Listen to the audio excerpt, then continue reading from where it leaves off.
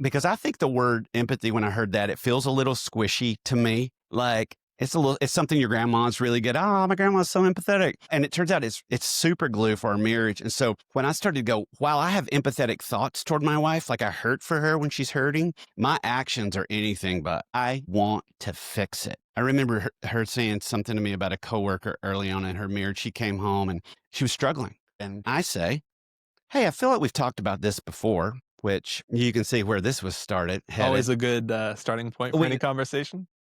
My gosh. I mean, I've teach out of my failures and I've got such a catalog of them. But I said, I feel like we've talked about this before, and I know you don't like confrontation, but I think if you'd have a hard conversation with this woman, it could change the whole thing, and just 15 minutes tops could change every minute that you have at work. Uh-huh. And my wife of about 2 years at that time looks at me and goes, "Blah, blah, blah, blah, blah."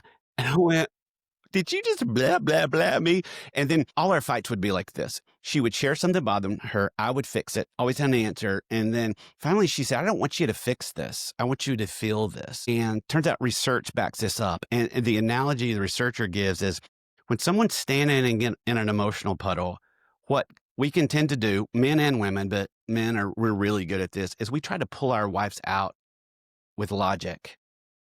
Because when someone's emotional, they're not talking logically a lot of times. And so we think, oh, if you had a different lens, and our heart is we want to help, but that's not what they're wanting. They want you to step in the puddle